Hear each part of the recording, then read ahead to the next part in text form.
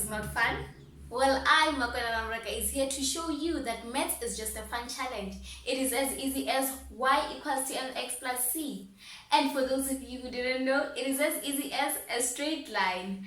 So right now, it is the time for you to grab a paper, a pen, and a calculator and come learn maths with me. Hey guys, welcome to another episode of Learn Maths with me on a hashtag Maths Tuesday. In today's episode of Learn Maths with me, we will be doing factorization by difference of two cubes. So in the previous video, you saw that we were doing sum of two cubes. So I do recommend that before you watch this video, you do check out the one that we did on sum of two cubes, because here we'll be just carrying on with the information, just dealing with different signs. So I'm just going to grab a list of my questions and show you how we factorize using difference of two cubes. So there is really no difference in the principle that we use by finding the number that multiplies itself 3 times to give us the term they've given. So the difference is only the sign. As you can see right now, we have a negative sign. So in the previous videos, we were having a positive sign, which was a sum of two cubes. So right now we are having a difference of two cubes. So without wasting any time, let's get into the questions and get straight to work. So I'm just going to show you with the first one, and I want you to pause the video so that you can do the other two terms, so that when we mark or when I do them with you, you can see that if you understand or not. So let's get straight into it. So as we know, we're going to have two brackets. What is the cube root? What is the cube root of a cubed? It is a. What is the cube root of b cubed? It is b. So you're going to keep your negative sign. You're not changing it. You're going to keep your negative sign. So how did we find a? We looked at a squared and said, what is the variable that multiplies itself 3 times to give us a cubed? And it is a, like we did in the previous video when we said a times a times a equals to a cubed, meaning that the exponents add each other. We keep the base and add the exponents. So I really hope that you understand how we found that. We did the same thing with b cubed. So we're going to open our second bracket.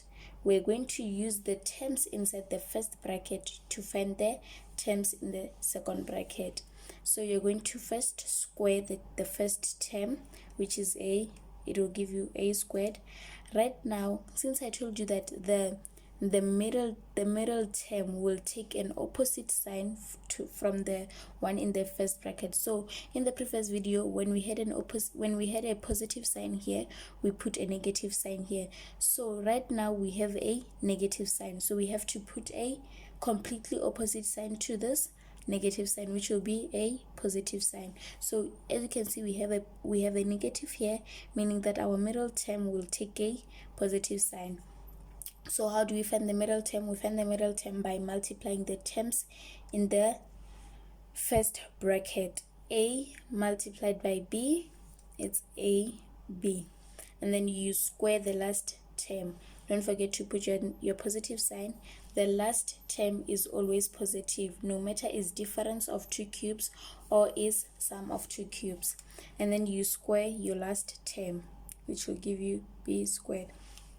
I want you to note that you shouldn't confuse difference of two cubes and sum of two cubes with difference of two squares, because at some point you can find that you're dealing with difference of two squares and you want to apply the sum of two cubes.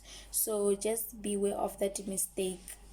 And then let's move on to the second question. So I chose this question to just show you the importance of checking a common factor. So when you look at these two terms, you can see, okay, I have a common factor. What is the common factor? The common factor is 2. So you're just going to take it outside the bracket then open your bracket. So every time before you factorize or before you look for other methods to factorize, check if you have a common factor. So as you can see here, we didn't have a common factor, that's why we just went straight into factorizing. So right now here we can see that what we have a common factor, that's why we cannot go straight into factorizing. We have to take out the common factor first. So right now we're going to divide this 54 by 27. So as you can see, the only common factor we have is common factor of numbers. We don't have common factors of variables. So we're just going to put on our x to the exponent 3 minus, keep down our negative sign, 16 divided by 2, it is 8. Then you close your bracket. So I find these numbers by dividing the terms by 2, because 2 times 27 x cubed will bring you back to 54 x cubed. So right now it is then you can look at this bracket and say, oh, I can I can factorize using difference of 2 cubes. Why? Because 27 is a perfect cubed and 8 is a perfect cubed. We have a negative sign which tells us it's different of 2 cubes, and all these terms can be written in a form of cubed, as our x is already written in a form of cubed. So let's just do that and change our numbers to and write them in the form of cubed. So you don't leave the 2 behind, you're just going to take it down, open your bracket. How can you write 27 in a form of cubed? You can write it as 3 cubed x cubed, and then you put on your x cubed like I did here, your negative sign, and then 8. How can you write it in a form of cubed? By saying 2 cubed, and then you close your bracket, then you put down your 2. Right now we're moving on to the second step. I really hope you understand and that I'm not really moving too fast. So you're going to put on your 2, and then now you're going to factorize using what? Difference of 2 cubes, because all the terms have the exponent 3. Open your first bracket. You can also open your second bracket, and then the terms in the first bracket, you're going to write the terms without the exponent 3. The terms without the exponent 3. 3x, put down your negative sign, and 2. So as you can see, we're just applying the same thing or the same principle that we were applying at sum of 2 cubes. Right now the only difference is the signs. In the previous video we had a positive sign, in today's video we have a negative sign. That's the only difference.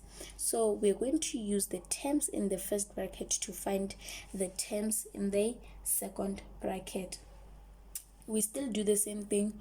We square the first term, then 3 squared is 9. Then we're going to square our x. X squared is the same as x squared. And then what is the sign here? The sign here is going to be opposite to the one in the first bracket, which will be positive. And then when you ask yourself, how do I find the middle term? You find the middle term by multiplying these 2 terms in the first bracket. 3, we are starting with numbers. 3 multiplied by 2, 6. Do we have a variable x in the second term? Nope. So we're just going to keep our x. And then what is the last term sign? Is going to be positive. No matter you're doing difference of 2 cubes, sum of 2 cubes, the last sign is still positive. The only sign that we change according to the first bracket sign is the sign of the middle term. And then what is our last term? 2 squared. What is 2 squared? It is 4. So we have factorized using difference of 2 cubes. So now let's move on to the last question. So let's look at this. 8 can be written in a form of cubed. X is already written in a form of cubed. We have a negative sign. Our y 6 can be written in a form of cubed. So this can be factorized using difference of 2 cubes. So let's get straight into factorizing.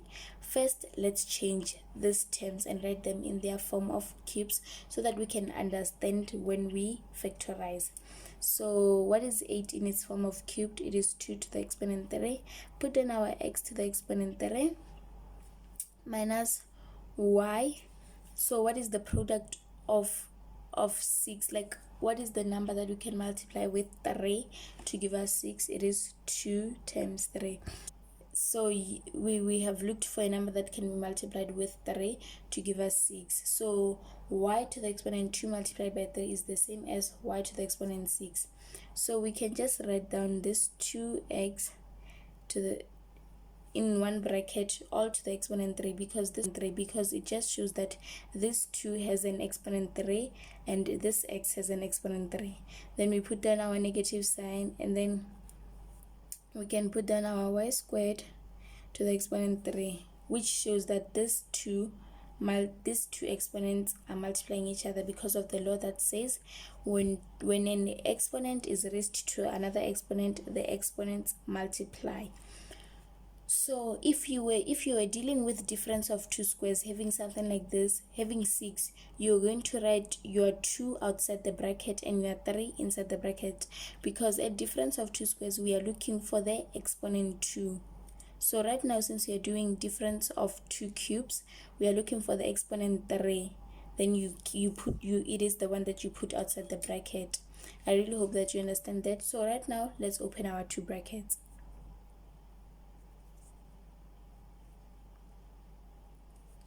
And then we write the terms without the exponents, our negative sign, y to the exponent. So we're going to use the terms in the first bracket to find the terms in the second bracket. How do we do that? We first square the first term. What is 2 squared? 2 squared is 4. And then what is x squared? X squared is just x squared. Then we put an opposite sign to the one in the first bracket, which is positive. And then the middle term, we find it by multiplying the 2 terms in the first bracket. You first multiply the numbers. 2 times 1, it's 2. X, there's no variable x this side, meaning that you're just going to keep your x, and then you're just going to keep your y squared. Then the last term is going to be positive, and then you square the last term, which will give you y to the exponent 4. How did I find y to the exponent 4? So I just want to show you how we found y to the exponent 4. So since we are squaring the whole last term, it's to the exponent 2. I've showed you a law of exponent, which says when an exponent rather is raised to another exponent, you multiply the exponent. So basically you're just going to keep your variable, your base y, and then you multiply the 2 exponent, which will be 2 times 2. It will give you y to the exponent 4. So that this is how we found y to the exponent 4. So it is now the end of our video of #Maths Tuesday. I really hope that you enjoyed it and you found it helpful. Please don't forget to leave a comment telling me which topic you'd like me to cover, and if you found this video helpful. And until the next one, God bless.